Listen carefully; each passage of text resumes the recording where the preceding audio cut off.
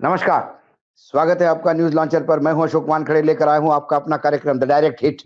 सर्वोच्च न्यायालय के मुख्य न्यायाधीश डीवाई चंद्रचूड़ जी ने एक ऐसा फैसला लिया जिससे ये डर है कि आने वाले समय क्या ईडी, सीबीआई, इनकम टैक्स को ताले लग जाएंगे और यदि इसमें वाकई कुछ निकला तो जैसे केजरीवाल जी चक्कर काट रहे हैं जेल के, तो क्या मोदी जी, अमित शाह जेल के चक्कर काटते दिखते? मैं बात कर रहा हूं एक याचिका की, जनहित याचिका की, रिट पिटीशन की, जो कॉमन कॉज और centre for public interest litigation द्वारा दायर की गई। और ये क्या कहती है ये याचिका? याचिका ये कहती है कि इलेक्टोरल बॉन्ड ये इस सदी का विश्व का सबसे बड़ा घोटाला,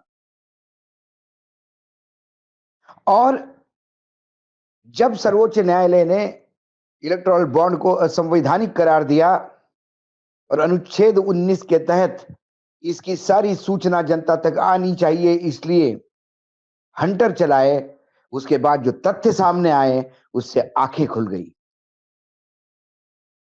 1260 कंपनियां, 12,769 करोड़ रुपए का चंदा, शीर्ष 20 कंपनियों ने 5,945 करोड़ रुपए से ज्यादा चंदा दिया और इससे आधे से ज्यादा चंदा अकेले भाजपा को मिला। चंदा देना और चंदा लेना गलत नहीं, लेकिन चंदे के एवज में यदि किसी ने कुछ आपसे लिया तो फिर यह धंधा हो गया। चंदा दो, धंधा लो। चंदा दो, कॉन्ट्रैक्ट लो। चंदा लो, पोर्ट लो। चंदा लो, दो, एयरपोर्ट लो। ये जो आदान प्रदान हुआ, ये भ्रष्टाचार में आता है। दवाइयों की कंपनियां, कई उदाहरण हैं, कई स्टोरीज आपने देखी होगी। जो लाइफ सेविंग ड्रग्स है उसमें घोटाले करते हुए पाए गए, वो सब स्टैंडर्ड पाई गई, उनके प्रोडक्ट फेल हो गए, फिर भी चंदा देते गए और धंधा करते रहे। ये चीता पे रोटी सेकने जैसा है। ईडी, सीबीआई, इनकम टैक्स, इसमें सिर्फ राजनेता नहीं, चंदा देने में कारपोरेट सेक्टर के लोग और चंदा लेने वाले पॉलिटिशियन, ये मामला यहां तक सीमित नहीं है, या टेंडर देने वाले अधिकारियों तक सीमित नहीं है। ये मामला ईडी, सीबीआई, इनकम टैक्स, ये जो जांच एजेंसियां हैं जिसका काम इस देश में भ्रष्टाचार, काला धन, मनी लॉन्ड्रिंग, ये तमाम चीजें रोकने का है, वो भी इस भ्रष्टाचार में सहायक के रोल में नजर आती है। कई जगह ऐसा हुआ कि ईडी ने हाका लगाया, नोटिस दी, अरेस्ट किया, उसके बाद चंदा आया, छुटकारा हो गया,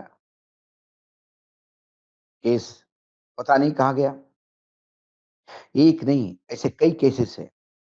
एक तो हो सकता है कि चलो हो गया, एक रूटीन में फ्लुक हो गया, लेकिन जो बार बार होता है वो डिजाइंड होता है। और ये जब इलेक्टोरल बॉन्ड को संवैधानिक करार करके जो सारी चीजें जनता के सामने आई, सबको पता पड़ गया हवा में सब नंगे हैं। एक लॉटरी वालों से तो ऐसा है कि जिसने सबसे ज्यादा चंदा दिया उससे तो कोई ऐसा राजनीतिक दल नहीं जिसने चंदा नहीं लिया, लेकिन इसमें मूर्ख बनी जनता। सर्वोच्च न्यायालय ने घोटाला उजागर किया, आगे क्या, ये सवाल पूछा जाता था। लोकसभा चुनाव के दौरान जब भी हम घूमते थे तो लोग कहते थे ठीक है इलेक्टोरल बॉन्ड गलत हुआ, बहुत भ्रष्टाचार हुआ, लेकिन आगे क्या हो उसमें? चंदा लेके लोग अभी भी मस्त है, जनता पस्त है। सर्वोच्च न्यायालय ने बता दिया गलत है, सर्वोच्च न्यायालय ने बता दिया कितने कितने गंदे काम हो गए, सारा डाटा सामने लाकर। लेकिन इसमें सजा कौन देगा?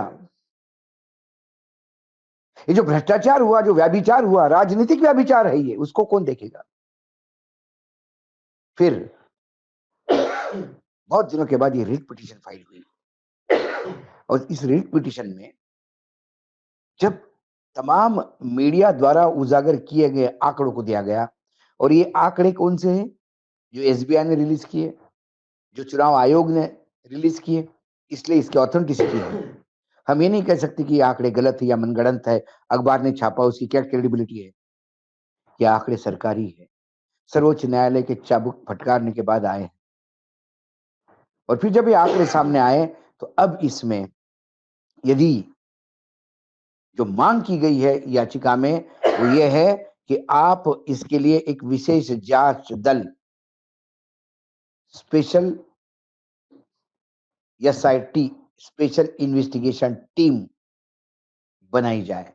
और यदि इस एसआईटी ने इन चंदे के एक-एक डील को स्कैन करना शुरू कर दिया,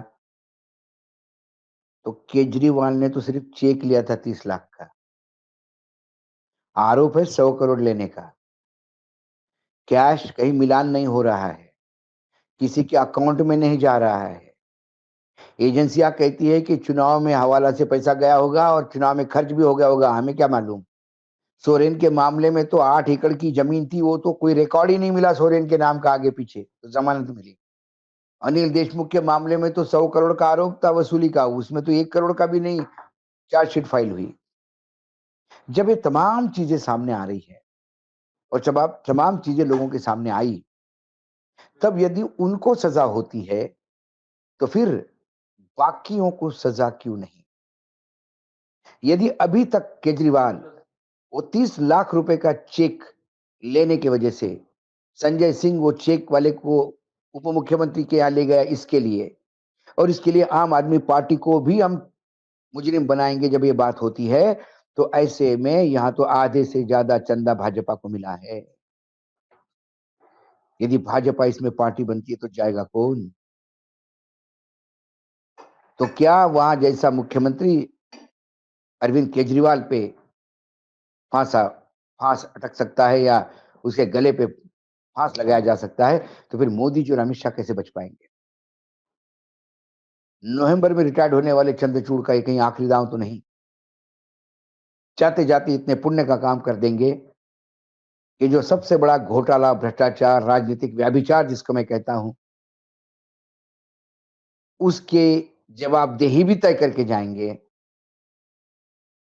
या तो कानून सज़ा देगी या जनता। जब एसआईटी की रिपोर्ट ये बताएगी कि इसमें सभी जत मैं इसमें कोई बीजेपी ही नहीं मानता, इसमें बीआरएस भी है, इसमें कांग्रेस भी है, इसमें समाजवादी पार्टी भी है, सभी राजनीतिक दल हैं जिन्होंने चंदा लिया, टीडीपी भी है, सभी के खाते खुलेंगे, सभी का पता पड़ जाएगा कि कैसा किसने काम किया और कैसा पैसा लिया। बड़े अजीब केसेस हैं। एक केस तो वो है कि एक गरीब किसान को जमीन खरीदने के बाद अडानी ग्रुप के किसी कंपनी ने उसको बोला कि तेरे पास इतने सारे पैसे हैं, बैंक में रखेगा तो तुझे इनकम टैक्स वाले परेशान करेंगे। उसने कहा सरकार की योजना है बॉन्ड में इन्वेस्ट करो, बॉन्ड में। और वो कच्छ के गरीब किसानों से 10 करोड़ की इलेक्टोरल बॉन्ड खरीदवाए और वो बॉन्ड गए कहाँ? बीजेपी में। और वो किसान इसलिए खुश है कि उसने सरकार में इन्वेस्ट किया। उसे क्या मालूम उसने बीजेपी में इन्वेस्ट किया जिसका उसको कोई लाभ मिलने वाला नहीं है। ऐसे असंख्य केसेस आपने कई बार सुने होंगे क्योंकि इलेक्टोरल बॉन्ड जैसा-जैसा एक-एक परत खुलती गई, न्यूज़ लॉन्चर पे आपको एक से एक चीज़ें सामने लाते गए और विश्लेषित करके लाते गए। लेकिन आज जो एक बड़ा प्रश्न लोकसभा चुनाव के दौरान लोग हमको पूछा करते थे, इलेक्टोरल बॉन्ड कहते हो लेकिन उसका हुआ क्या? ठीक है, इल्लीगल घोषित कर दिया इसके बाद नहीं लेंगे, लेकिन जो पुराना पाप किया उसको कौन पकड़ेगा? उसका जवाब आज मिल गया है। जब सर्वोच्च न्यायालय ने ये रिट पिटीशन एक्सेप्ट कर ली और 22 तारीख को, याद करिएगा 23 तारीख को बजट है और 22 तारीख से इसकी सुनवाई शुरू होगी और इस सुनवाई के दौरान जो चीज़ें सामने आएगी, उसमें या तो मोदी जी और अमित शाह मुजरिम करार होते जाएँगे या फिर अरविंद केजरीवाल बेदाग करके उनको छोड़ना पड़ेगा। दोनों तरह से सरकार हिट हो रही है। आज एक पब्लिक इंटरेस्ट लिटिगेशन में जनहित याचिका ने सीधा सरकार को हिट किया और यदि एसआईटी बनती है तो सबको मालूम है कि किसने कितने पाप किए। पापियों को तो पता है उनके पाप और इन पाप का चेहरा बेनकाब होगा, इस डर से नींदें उड़ी हुई है। एजेंसियों को समझ में नहीं आ रहा है क्या करें। जवाब देना होगा कि इस पे इनकम टैक्स की रेड होगी, उसके बाद क्या हुआ? चंदा देने के बाद फाइलें क्यों बंद हुई? सबसे जवाब लिया जाएगा। सब कटघरे में अटकेंगे, सब परेशान होंगे। इसलिए ये जनहित याचिका एक्सेप्ट करना और 22 तारीख से सुनवाई चालू करना, मुझे लगता है 2024 का सबसे बड़ा हिट होगा।